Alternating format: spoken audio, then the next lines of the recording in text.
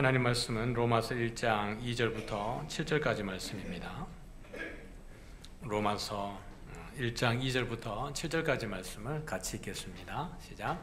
이 복음은 하나님이 선지자들을 통하여 그의 아들에 관하여 성경에 미리 약속하신 것이라. 그의 아들에 관하여 말하면 육신으로는 다윗의 혈통에서 나셨고 성결의 영으로는 죽은 자들 가운데서 부활하사 능력으로 하나님의 아들로 선포되셨으니 곧 우리 주 예수 그리스도시니라.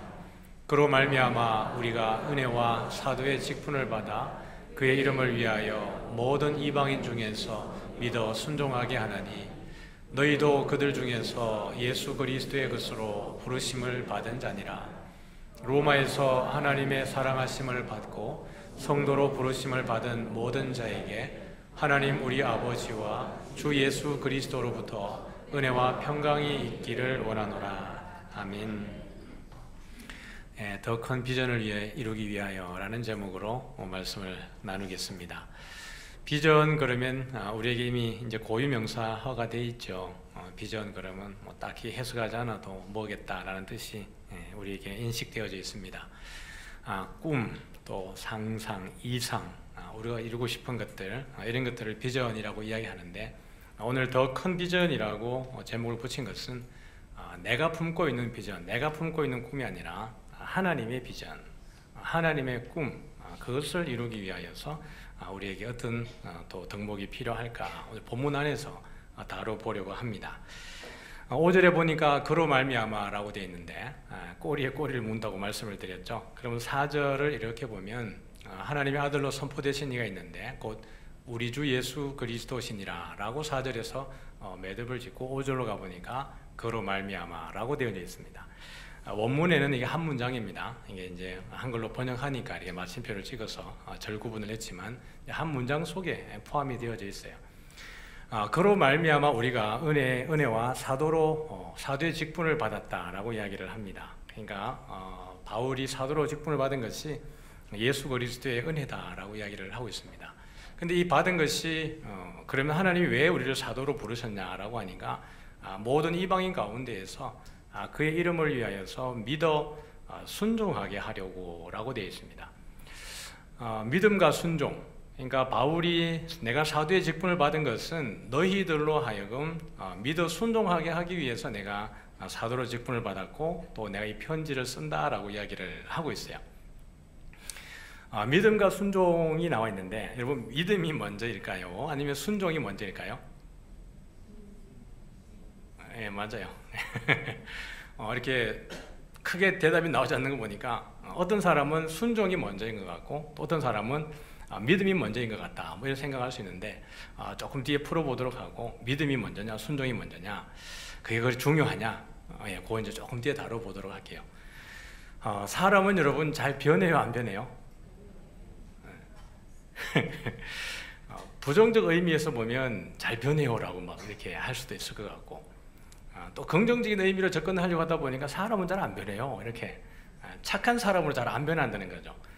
근데 잘 변해요라고 하는 건 느낌 속에는 나쁜 사람으로는 잘 변해요 뭐 이런 느낌이 없지 않아 있을 수 있는데 여러분 사람이 참 잘 변하지 않는 것도 사실이고 또 그렇다고 해서 변하는 것도 사실이죠. 만약 사람은 안 변해라고 이야기하면 여러분도 변하지 않는 겁니다. 아무리 말해도 설교를 들어도 변하지 않는다라는 것이 사람이 변하지 않는다라고 이야기하는 것으로 확정한다면 우리도 그렇다라는 거죠. 우리가 그리스도를 중심으로 봤을 때 내가 그리스도를 믿기 전에 예수를 믿기 전에 나와 예수를 믿고 난 이후에 나라고 비교해 보면 여러분 변했어요 안 변했어요? 네. 여기는 변했는데 여기는 안 변했어요? 예수를 믿고 난 이후에 나와 예수 믿고 난 이후에 이전과 이후가 여러분 달라요? 아니면 똑같아요? 네, 다르죠. 확실히 달라요. 예수를 믿기 전에 내가 바라보던 세상에 대한 것, 또 내 삶에 대한 방식, 또 믿음이라고 하는 것을 보면 옛날에는 참 이렇게 그대로 두었다면 참 이렇게 깜짝 놀랄 만한 내 인생, 자연인으로서의 내 삶. 근데 예수 믿고 보니까 나도 모르는 사이에 이미 많이 변화되어져 있고 예수 없이는 못 사는 사람이 되어져 있는 우리 자신들을 보게 되는 겁니다. 그래서 이런 보면 우리가 변한다라고 하는 걸 보면 예수님이 우리의 어떤 중요한 인생의 터닝 포인트이기도 하지만 또 예수 믿고 난 이후에 내가 누구를 만났느냐, 우리는 흔히 멘토라고 이야기하죠. 내 주변에 내 신앙의 멘토, 이 사람 아니었으면 내가 지금처럼 이렇게 믿음이 성장하지 않았을 텐데, 내가 지금 이렇게 하나님의 사람으로 살지 못했을 텐데 라고 하는 인생의 중요한 멘토들도 아마 있을 것입니다. 그러고 보면 우리는 사실 많이 변해요. 변하고, 그 변화라고 하는 것이 믿음 안에서 보면 성장하고 성숙하는 우리들을 볼 수 있습니다. 그래서 바울이 자기가 사도로 직분을 받은 것은 많은 이방인들 가운데에서 한 사람 한 사람들이 예수를 믿고 그 가운데에서 순종하게 하기 위해서라고 이야기를 하는 거예요. 적어도 오늘 본문 가운데서 바울은 이 순서를 우리에게 보여주고 있습니다. 믿어 순종하게 하나니, 원문을 보면 믿음의 순종을 위하여 라고 되어 있습니다. 그러니까 한글 번역이 잘 되어져 있어요. 믿어서 순종하게 하기 위해서라고 되어 있습니다. 그러니 우리의 순종과 우리의 봉사, 우리의 헌신이라고 하는 것은 믿음이 여러분 기본이 되어져야 됩니다. 예수 그리스도에 대한 우리의 믿음의 고백, 그리고 내 안에 믿음이 있는 상황에서 헌신하고 순종하는 것이, 이 헌신하는 것이 훨씬 더 좋은 모습이에요. 근데 교회에 이제 와보면 그렇지 않을 경우들이 많죠. 교회 왔는데 어떻게 보면 제가 인맥이 있기도 하고 또 성격이 활달하기도 하고 잘 적응하기도 하고 대인관계 능력이 탁월해서 교회 오자부터 여러 가지 일들을 이렇게 맡기는 경우들이 있습니다. 주차 봉사 좀 해주시겠어요? 라고 하기도 하고, 또 이런 일들 좀 해주면 좋겠어요? 라고 하기도 합니다. 그런 일들을 통해서 교회는 성장합니다. 그런 손길들 필요하고 또 그런 섬김이 의미 없지는 않습니다. 근데 우리 가운데에 너무 일반화되고 또 어떻게 보면 질서 없이 그런 일들이 벌어지게 될 때 우리 가운데에 조금 위험해지는 경향들이 생깁니다. 내 안에 그리스도의 마음을 가지고 또 섬기는 것과 그렇지 않은 것은 여러분 많은 차이가 있어요. 그냥 와서 내가 복음에 대한 이해도 없이 또 그리스도에 대한 믿음도 없이 그리스도가 누구인지 나의 섬김의 의미가 무엇인지도 모르는 상황에서 교회 일에 익숙해지는 교인이 되어지게 될 때, 교회의 모든 상황을 알고 행사도 알고 정황도 알고 어떻게 해야 되는지 너무 잘 알고, 그러다 보니까 일하는 섬김의 경력이 자꾸 많아집니다. 그러다 보니까 내가 예배와 훈련과 섬김과 양육보다는 일하는 데에 많은 재미도 있고 즐거움도 있고 유익도 있어 보입니다. 어느샌가 내가 그리스도인인 것처럼 착각할 수도 있습니다. 그러다 보니까 교회 와서 여러 가지 일을 하다 보니까 어느샌가 내가 인정받아줘야 될 것 같기도 하고 내 말이 영향력을 미쳐야 될 것 같기도 하고 내가 일할 때 누군가 몰라주면 마음에 섭섭한 마음이 생기기도 하고 그런 마음들이 생겨지는 것입니다. 그리스도의 마음으로 섬긴다는 것은 왜 다른 거냐라고 이야기하면 그리스도는 우리에게 그것을 말하지 않기 때문에 그렇습니다. 그리스도는 죽기까지 복종하셨어요. 십자가에 죽기까지 그가 아들이시면서도 겸손을 배워서 가장 낮은 자리까지 가셔서 자신을 죽이신 분이 그리스도입니다. 그는 오직 아버지를 드러내기 위해서 그리스도는 이 땅에 오셨고 그 사역을 다 감당하셨어요. 바울이 와서 너희는 나를 본받아라 라고 이야기할 때도 바울의 그 섬김도 헌신도 순종 또한 마찬가지였습니다. 자신의 헌신을 드러내고 자신의 수고를 드러내고 자랑하는 것이 아니라 그의 모델은 그리스도였습니다. 그리스도가 그렇게 하신 것처럼 자신도 자기의 목숨을 생명을 내어놓고 주님을 위해서 그 길을 걸어간 것이죠. 그러니 교회 안에서 우리의 헌신의 또 섬김의 순종의 자세는 내가 드러나지는 것이 아니라 나에게 주어진 그 일들을 인하여서 그리스도가 드러나지게 되어지는 것, 하나님의 영광을 위해서 나는 사라지고 그리스도가 지속적으로 드러나지는 그런 것이 우리의 섬김이어야 합니다.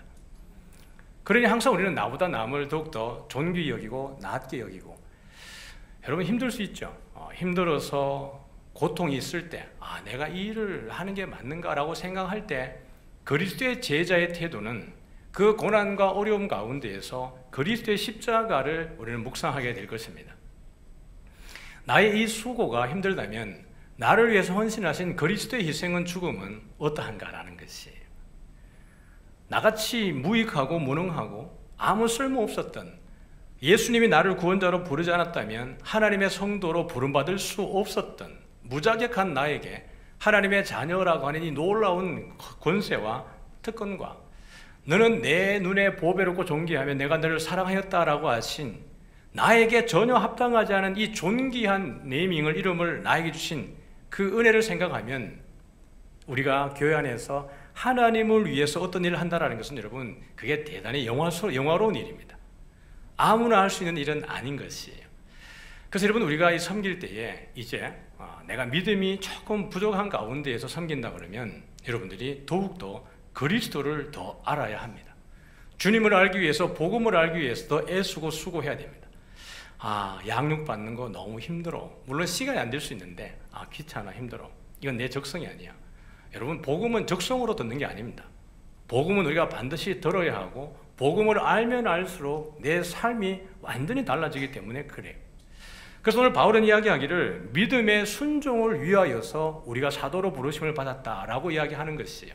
바울이 복음을 외치는 이유는 성도들이 듣기만 하고 머물러 있는 것이 아니라 듣고 어떻게 살아가느냐를 가르치기 위해서 내가 사도로 부르심을 받았고 나는 내 인생을 하나님께 올인한다라는 것입니다. 우리가 잘 알고 있는 사무엘상 15장을 한번 볼까요? 15장 22절입니다. 같이 읽죠. 사무엘이 이르되 여호와께서 번제와 다른 제사를 그의 목소리를 청종하는 것을 좋아하심같이 좋아하시겠나이까. 순종이 제사보다 낫고 듣는 것이 수양의 기름보다 나으니. 여기 보면 그의 목소리를 청종하는 것 할 때 이 청종하다, 듣는다는 거잖아요. 이 단어와 뒤에 순종이 제사보다 낫다 할 때 이 순종이 같은 단어입니다. 그러니 듣는 것과 순종은 같은 단어예요. 그러니까 잘 들어야 순종하는 것이고 듣지 않으면 순종할 수 없다라는 이야기예요. 그러니 그리스도의 마음에 합하지 않게 그리스도를 위해서 섬기는 것이 아니라 자신을 위해 섬기는 순종은 아주 바람직하지 않을 뿐만 아니라 위험하기까지 해요. 그래서 오늘 여러분 솔로몬이 하나님께 간구할 때도 하나님께 어떤 마음을 간구했냐 그러면 듣는 마음을 간구합니다. 솔로몬 1천 번제로 하나님께 제사를 드렸습니다. 하나님 주신 은혜가 너무 크니까 1천 번제로 하나님께 제사를 드리니까 그 꿈에 하나님이 솔로몬에게 나타나서 하는 이야기가 솔로몬아 내가 너에게 무엇을 줄까? 네가 한번 다 구해봐 그랬어요. 그러니 여러분 솔로몬이 구하고 싶은 것이 얼마나 많았겠어요. 왕이니까요.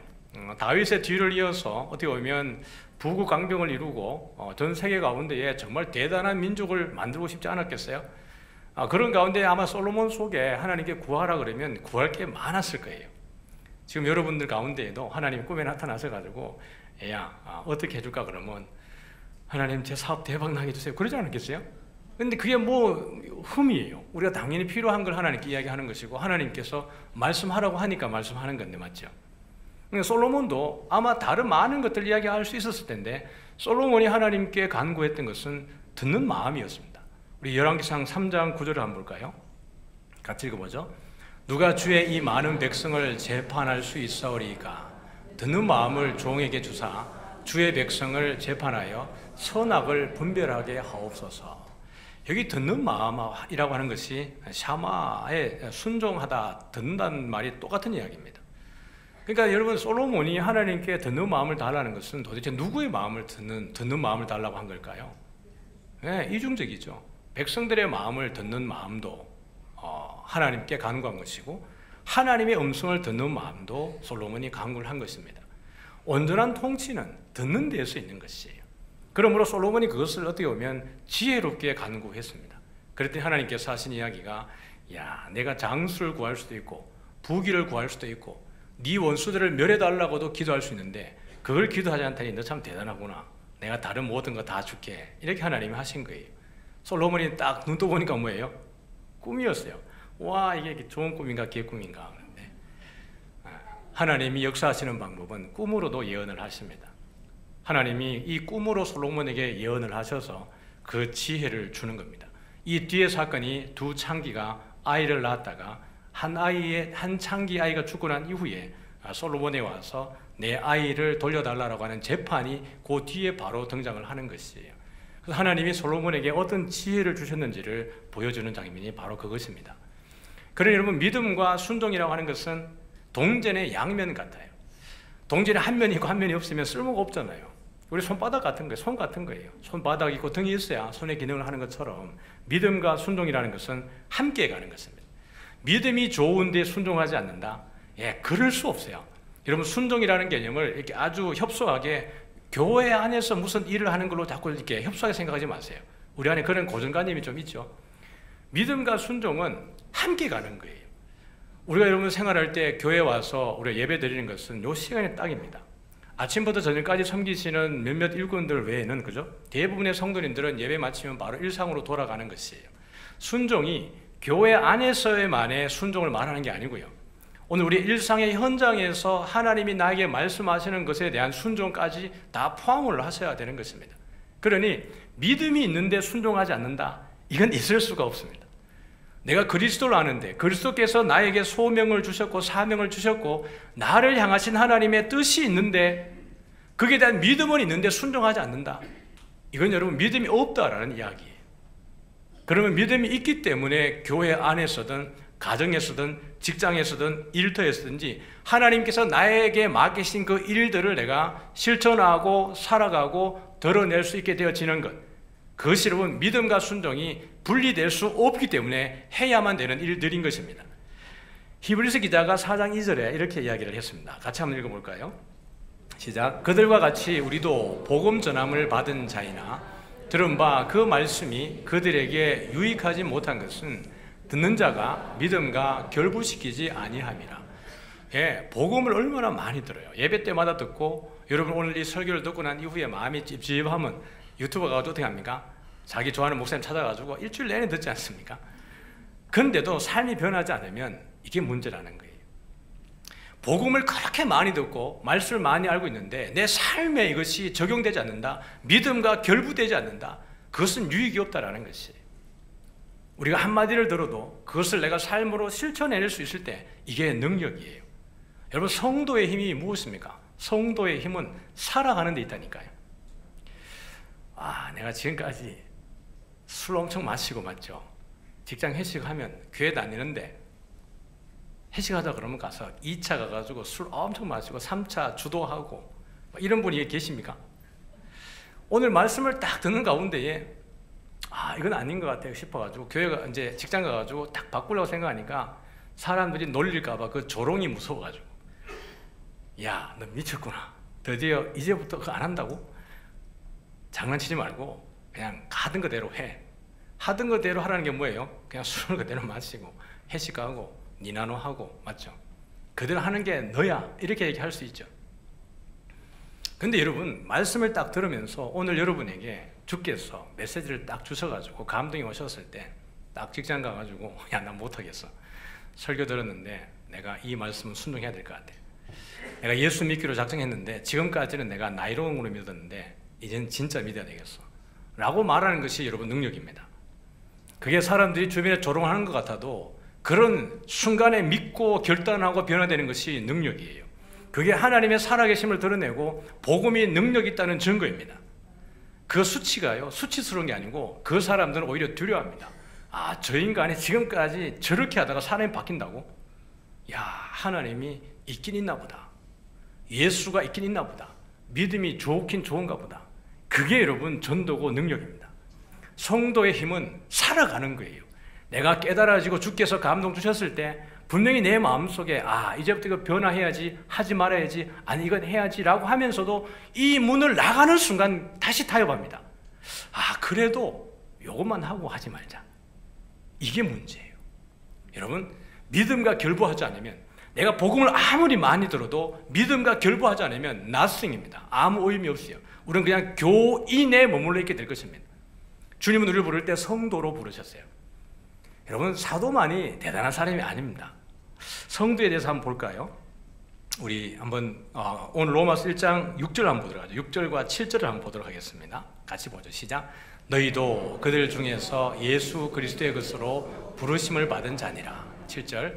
로마에서 하나님의 사랑하심을 받고 성도로 부르심을 받은 모든 자에게 우리 하나님, 우리 아버지와 주 예수 그리스도로부터 은혜와 평강이 있기를 원하노라. 아멘. 6절을 이렇게 보여주시면 너희도 그들 중에서 예수 그리스도의 것으로 부르심을 받은 자니라 그랬어요. 그러니까 여러분, 사도로, 바울도 사도로 부름을 받았잖아요. 그러면 부름받은 것이 사도 자신만 부름받은 게 아니라 누구들도요? 성도들도 하나님으로부터 하나님의 것으로 부름받은 자라는 것이에요. 그러니 여러분, 사도만 대단한 사람이 아니에요. 정말 대단한 것은 모든 성도가 대단한 줄 믿으시길 바랍니다. 이사야 43장에 보면 하나님이 그렇게 얘기하세요. 내가 내 눈에 보배롭고 존귀하며 내가 너를 사랑하였다라고 얘기합니다. 왜냐하면 하나님이 창세전에 우리를 구원하시기 때문에 그래요. 여러분, 모든 성도들도 하나님께서 부르신 자들이에요.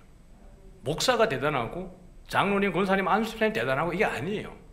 목사도 어디에 있어요? 성도라고 하는 범주 안에 있어요. 장로도 이 범주 안에 있고 권사도 안수집사도 성도라고 하는 이 카테고리 안에 들어가 있어요. 여기서 특별히 직임을 따라서 일의 기능을 따라서 분리해서 목사로 분리하고 장로로 분리하고 안수집사와 권사로 분리하는 것이지, 성도라고 하는 것을 넘어서서 다른 카테고리에 목사가 있는 것이 아닙니다. 그러니 성도로 부름받았다는 것은 여러분 대단한 것이에요.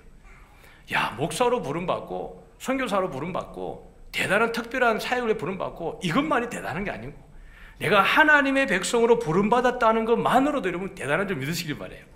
여러분이 그만큼 존귀하고 복된 분들이십니다. 그러니 여러분, 같이 우리가 동역자로 하나님의 나라와 하나님의 뜻을 이루는 것이에요. 로마 교회의 바울이 믿어 순종하게 하나니라고 하면서 어떤 부분에서 믿어 순종하게 하나니라고 이야기를 했을까요? 여러분, 바울이 로마 교회를 이렇게 바라보면서 로마 교회 안에도 문제가 많았겠죠. 여러분, 이삭교회 문제 많아요, 없어요? 없어요. 막 아주 심각한 이런 문제는 없어요. 그러나 문제가 있어요, 없어요? 문제 어떻게 알아요? 문제 많아요. 문제 없는 교회가 있을까요? 근데 바울이 로마 교회에 믿어 순종하게 하나니라고 하는 것을 그 서론에, 편지의 서론에 쓰게 되는 이유가 있어요. 다시 말하면 로마 교회가 순종하기 쉽지 않은 문제가 있다는 이야기예요. 그런데 그것을 순종하기 위해서는 무엇이 필요해요? 믿음이 필요해요. 그리스도의 믿음이 필요한 것입니다. 여러분, 우리 가운데에도 그런 부분들이 있지 않습니까? 만약 어떤 관계적인 문제 아니면 어떤 공동체끼리의 문제, 그런 것이 있었을 때에 내가 자연인으로서의 나는 도무지 지게 용서도 안 되고 품을 수도 없고 내가 평생 원수가 지길 수도 있습니다. 그런데 그것이 허물어지기 위해서 우리에게 무엇이 필요해요? 믿음이라는 것이 필요합니다. 그리스도의 믿음이 필요해요. 로마 교회 안에서는 유대인과 이방인 사이의 이 담이 너무 높아서 어느 누구도 이 담을 무너뜨릴 수가 없는 거예요. 그런데 이 담을 무너뜨릴 수 있는 유일한 힘이 뭐예요? 그리스도의 십자가입니다. 그러므로 이 유대인들 간에 이방인 가운데 서로가 서로에 대한 적대적이고 악의적인 마음이 풀어지기 위해서는 그리스도에 대한 믿음이 있어야 순종이 되어져야 이것이 하나가 되는 것입니다. 이 순종이 어렵기 때문에 바울은 말하기를 믿어 순종하게 하나니, 믿어서 순종하게 하기 위해서 내가 사도로 부르심을 받았다라는 것이에요. 오늘 우리 이삭교회도 하나님의 큰 비전을 위한 우리의 믿음의 순종이 필요하겠죠. 매일매일 여러분, 평안할 때부터 믿음의 훈련을 잘 감당하시기를 주님으로 축복합니다. 여러분, 어떤 일들이 일어나고 나면 그때는 이미 한 템포 늦어요. 군인이 이렇게 군대 징집을 당하고 모집을 당하고 해서 이렇게 갑니다. 그러면 가서 훈련받고 유격하고 전역할 때까지 반복된 일상을 거칩니다. 근데 군인이 거기에서 1년 6개월이든지 저같이 4년 6개월이든지 거기 있는 이유는 한 번에 일어나는 전쟁을 막기 위해서 그렇습니다. 전쟁이 일어나게 되면 어떻게 하든지 국민을 지키고 나라와 민족을 지키기 위해서 그 기간 동안 복무하고 있으면서 나라를 지켜내는 것이에요. 이것이 전쟁을 막는 것이고, 고난이 다가왔을 때 싸워서 어쨌든 이 나라 민족을 지켜내는 것이죠. 우리의 믿음 또한 마찬가지예요. 우리가 평안할 때, 물론 고난 가운데 계신 분들도 계시지만은 그럼에도 우리가 조금이라도 나을 때, 평안할 때 우리가 믿음의 순종을 지속적으로 훈련해야 되는 것이에요. 그래서 고난이 다가왔을 때 하나님 나를 쓰시고자 할 때, 콜링할 때에 내가 머뭇거리지 않고 제가 여기 있습니다, 나를 쓰십시오라고 훈련되어지는 것, 이것이 여러분 일상의 삶의 현장에서 믿어 순종하나니라고 하는 이 훈련이 필요한 이유인 것입니다. 이삭교도 여러분 해야 될 일들이 많아요. 여러분 기도 많이 해주시기 바랍니다. 주일날 예배드리고 탁 돌아가니까 이삭교회 안에 별일이 없는지도 모르겠는데 기도 제목이 많습니다. 우리 지금 지하에 내려가면 어린아이들 예배드리는 공간이 참 상황이 안 좋아요. 초등 2부 같은 경우에는 곰팡이 냄새가 나가지고 새롭게 이렇게 그 수리를 하도록 했습니다. 중등부실 가보면 여러분 냄새가 나가지고 곰팡이 냄새 때문에 힘들어요. 제가 이게 색소폰을 이렇게 배우면서 연습한다고 한번 이제 중등부실 내려가가지고 1시간 연습하고 나가지고 하루 종일 아팠습니다. 약을 먹었습니다. 냄새 때문에 제가 취해가지고. 영암부실은 너무 좁아가지고 힘들어요. 다른 모든 부실도 마찬가지입니다. 다음 세대들이 그 예배 드리고 해야 되는 그 공간들이 많아요. 하나님이 우리 이삭교회를 복 주셨어요. 여러분 그런 일들이 생깁니다. 그런 문제들이 안 생기려고 그러면 가장 좋은 방법은 애들이 안 오면 돼요. 그렇잖아요. 애들이 안 오면 그런 고민을 해야 될 이유도 없고 머리 아파서 막 이렇게 해야 될 이유도 없어요. 매주마다 그런 이야기가 당회로 들어오고 우리 안에 고민거리로 올라옵니다. 당장 해결하지 못하는 것에 대한 마음이 좀 아파요. 여러분 우리 성도님들 가운데에 등록하시는 분들 가운데 많은 분들이 교회 학교 때문에 등록을 하세요. 아이들이 와보고 우리 교회 학교 너무 좋다는 거예요. 아이들이 우리 교회 다니겠다니까 부모님이 어쩔 수 없이 등록하는 분들이 계세요. 선생님들의 수고와 헌신과 성도님들의 섬김이 그렇습니다. 이삭교회가 나의 꿈을, 목사의 꿈을 이루는 게 아니라 하나님의 비전을 이루기 위해서 우리가 믿어 순종해야 되는 것이 필요할 때가 있습니다. 그것이 언제 쓰여질지 모르지만 우리가 그런 때에, 평안할 때에 하나님께서 이미 우리 가운데 그런 은혜를 주셨을 때 더 훈련되어지기를 주의 이름으로 축복합니다. 복이죠. 이삭교회가 해야 될 일들이 많습니다. 나라와 땅끝까지 해야 될 일들이 많기 때문에 우리 성도님들 이 자리에 모아서 성도로 부르시고 또 예배자로 세우신 줄 믿습니다. 여러분 성도라고 하는 것이 어떤 자들인가 라고 볼 때 오늘 여기도 나왔지만 그리스도의 것으로 부르심을 받은 자, 다시 한번 7절을 보여줄까요? 오늘 본문 7절입니다 7절 보니까 여기 보니까 하나님의 뭘 받았어요? 사랑하심을 받았고 누구로 부름받았다고요? 성도로 부르심을 받은 자. 그러니까 이 동격이에요. 하나님의 사랑하심을 받은 자와 성도는 동격이에요. 그리고 우리 고린도전서 1장 2절을 보겠습니다. 같이 한번 보죠. 시작. 고린도에 있는 하나님의 교회 곧 그리스도 예수 안에서 거룩하여지고 성도라 부르심을 받은 자들과 또 각처에서 우리의 주 곧 그들과 우리의 주 대신 예수 그리스도의 이름을 부르는 모든 자들에게. 여러분들 성도 맞습니까? 네, 예수님을 나의 주로 고백하는 모든 사람들은 성도입니다.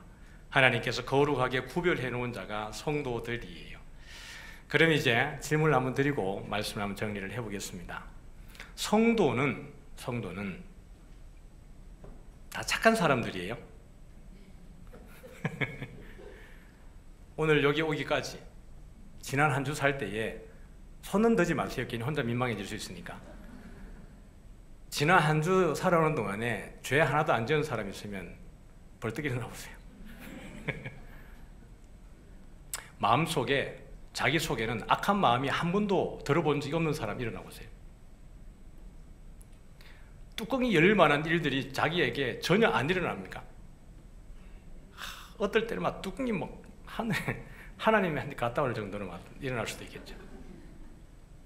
그럼 교회 안에 있는 사람들이 분명히 성도라고 이야기하고 있는데 지금 제가 몇 가지 질문 드려봤더니 한 사람도 안 일어나는 거 보니까 다 저와 비슷한 형편에 있는 분들이 맞습니다. 교회 다니지 않는 사람들이 교회를 보고 욕하는 게 뭐예요? 교회 다니는 사람들이 더 악하다 그러죠. 교회는 맨날 싸운다 그래요. 교회 가는 의미가 없다고 생각을 합니다. 그분들이 교회를 몰라서 그래요. 교회는 애초에 죄인들을 하나님이 부르셨어요. 여기 들어오면 모든 여러분의 죄가 지우개로 팍팍 지워 없애듯이 그렇게 해서 여기 들어온 사람은 아무도 없어요. 성도라고 부름을 받았고 거룩하다라고까지 부름을 받았는데 여전히 내 속에 있는 형편을 보면 형편없는 거예요. 자기가 잘난 줄 알고 비교하고 남을 판단하고 심판하고 대단한 줄 알아요. 바울이 여러분 로마 교회 편지를 쓰고 다른 교회들의 편지를 쓰면서 분명히 성도라고 이야기했고 거룩하여진 자라고 이야기했는데 편지의 여러분 내용들을 한번 살펴볼까요? 짧게만 볼게요. 우리 고린도전서 3장 3절 한번 보도록 하죠. 고린도전서 3장 3절 시작. 너희는 아직도 육신에 속한 자로다. 너희 가운데 시기와 분쟁이 있으니 어찌 육신에 속하여 사람을 따라 행함이 아니리요. 예, 여기에 여러분 놀라운 역설이 있어요. 분명히 하나님의 사랑을 입고 거룩하여 진 자라고 있고 하나님의 사랑을 입은 자가 성도라고 이야기했는데, 정작 편지를 열고 난 다음에 내용으로 들어가 보니까 고린도 교회 안에 있는 성도들의 상태가 뭐예요? 육신에 속한 자고 시기와 분쟁이 가득했는데 어찌 너희가 육신에 속한 자가 아니겠느냐라는 것입니다. 오늘 제가 질문을 드려봤더니 여러분도 지금 고린도 교회랑 상황이 다르지 않는데요? 그럼 나는 이중인격자인 것입니까? 나는 가식을 지금 행하고 있는 것입니까? 그렇지 않아요. 그 다음 우리 구절 한번 볼까요? 로마서 우리 2장 1절 한번 보죠. 같이 읽겠습니다. 시작. 그러므로 남을 판단하는 사람아, 누구를 막론하고 내가 핑계하지 못할 것은 남을 판단하는 것으로 내가 너를 정죄함이니 판단하는 내가 같은 일을 행함이니라. 여기에 판단이라는 것은 심판이라는 뜻입니다. 하나님이 나중에 백보자 심판대를 딱 베풀 때에 심판자의 권위자로 이 자리에서 심판하시는 거잖아요. 근데 교회 안에 있는 사람이 유대인들이 이방인들에 대해서 심판자의 모습으로 앉아서 한 사람 한 사람 심판하고 넌 이게 잘못되고 넌 이게 문제고 그렇게 하고 있다는 거예요. 그게 아니라는 거죠. 근데 성도가 이렇다는 거예요. 지금 그 말을 하고 있는 겁니다. 성도라고 부름받으면 뭔가 와서 더 착하고 순결하고 깨끗하고, 때려도 그냥 이쪽 뺨 때리면 이거 내밀 것 같은데 이쪽 뺨 때리면 같이 때리잖아요. 그게 우리라는 이야기를 하고 있는 거예요. 여기는 우리가 그렇게 다르지 않다라는 이야기를 바울이 좀 우리에게 해주고 있는 얘기입니다. 그 다음에 우리가 고린도 로마서 7장을 볼게요. 18절과 23절 같이 보겠습니다. 시작. 내 속 곧 내 육신에 선한 것이 거하지 아니하는 줄 아노니 원함은 내게 있으나 선을 행하는 것은 없노라. 23절. 내 지체 속에서 한 다른 법이 내 마음의 법과 싸워 내 지체 속에 있는 죄의 법으로 나를 사로잡는 것을 보는도다. 네. 내 속에서 선한 것을 행할 능력이 없다라는 거예요. 여러분, 이게 교회입니다. 교회는 성도들이 모였고, 성도들은 하나님이 창세 전에 선택하셨다가 예정하셔서 불러놓은, 하나님이 거룩하도록 부른 사람들이 성도예요. 근데 교회는 그렇게 그리스도가 십자가에 돌아가시고 그 결과로 하나님의 교회가 시작이 되었는데, 그때부터 지금까지 교회는 여러분 이런 문제가 없는 교회가 없어요. 여전히 우리의 죄성이, 우리의 육신의 소욕이, 정욕이, 옛 자아가, 옛 습관이 그대로 남아있는 것이 우리들이라는 것입니다. 그러니 여러분, 우리가 여기서 기억해야 되는 것은 이 거룩이라는 개념이에요. 하나님의 사랑하심을 입고 거룩하여 진 자라고 얘기했는데, 이 거룩의 개념은 도대체 무슨 의미냐라는 거죠. 우리가 윤리적인 의미에서, 도덕적 의미에서 보면 거룩이라고 이야기하면 거짓말 안 하고, 남 안 속이고, 안 때리고, 악한 생각 안 하고, 누가 봐도 그냥 겉에 오면 아주 정결해 보이는 상태, 이것이 여러분 거룩 아니겠어요? 근데 신학적 개념에서, 성경에서 말하는 이 거룩은 조금 개념이 달라요. 그러니까 골로새서 1장 13절 한번 보겠습니다. 같이 읽죠. 시작. 그가 우리를 흑암의 권세에서 건져내사 그의 사랑의 아들의 나라로 옮기셨으니. 이게 여러분 거룩입니다. 우리를 어디에서 건져내셨다고요? 흑암의 권세에서 건져내사 어디로 옮기셨습니까? 그의 사랑의 아들의 나라로 옮기셨으니. 그래서 여러분, 제가 이 말씀 몇 번 드린 적이 있지만, 성경에서 말하는 이 거룩, 신학적 개념에서의 거룩이라고 하는 것은 구별, 구분, 분리입니다. 구별, 구분, 분리예요. 흑암의 권세가 여기 있습니다. 흑암의 권세에서 건져내어서 그의 사랑의 아들의 나라로 옮기셨다. 근데 옮기셨는데 우리의 옛 자아가 다 빠져버린 상황에서의 옮긴 게 아니라 그냥 옛 자아가 있는 상황 속에서 나를 옮겨 놓으신 거예요. 그러면 여러분, 우리가 예수님을 믿는 순간 우리가 다른 공간에 살고 있습니까? 아니에요.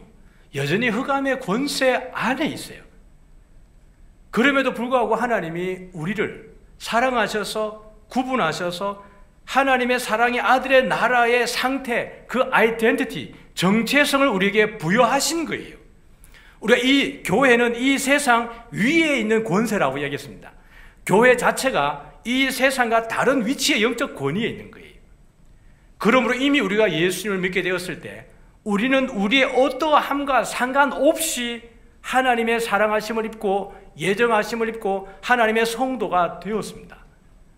우리가 마지막에 우리가 죽음을 맞이하게 될 때, 주님 다시 오시게 될 때 우리의 영혼이 어디 갑니까? 하나님의 나라, 하나님의 품에 안겨서 그의 사랑의 아들 나라로 온전히 옮겨지게 되어지는 것이고, 그리스도의 재림에 될 때에 죽은 육체와 함께 영혼이 부활해서 완전한 부활이 성립이 되어지는 것입니다. 그러니 여러분, 성도의 거룩이라고 하는 것은 당연히 여러분 윤리적인 모습은 있습니다. 그 윤리적인 거룩의 개념은 그리스도가 온전히 내 안에 들어와서 내가 성령 충만해진 상태에서, 술을 먹으면, 술에 취하고 나면 술이 나를 주관해서 내가 내 자신을 통제하지 못하는 것처럼 성령이 내 안에 들어와서 나를 온전히 통치하게 될 때 윤리적 도덕적 개념은 뒤에 따라오는 개념입니다. 내가 예수님에게 믿음이 좋아지면 좋아질수록 자연스럽게 나의 윤리와 도덕은 깨끗해지게 되어져 있어요. 그러나 내가 처음에 그리스도에 부름받았을 때 우리의 모습은 그러하지 아니할 수 있습니다. 그렇다고 해서 우리가 성도가 아닌 게 아니에요. 교회가 왜 시끄러워요? 이런 옛 자아를 가진 사람들이 있다 보니까 서로의 그 의견들이 그리스도를 통하여서 하나 되지 못하고 자기의 의견들을 드러내다 보니까 교회가 시끄러운 거예요. 시끄럽다는 것은 여러분 나쁜 게 아니에요. 이 시끄럽고 불편한 내용들이 막 일어나게 될 때 여러분, 문제 있는 교회와 문제가 없는 교회, 교회가 분란이 일어나는 교회와 분란이 일어나지 않는 교회의 특징을 제가 한번 설명을 해드려보죠.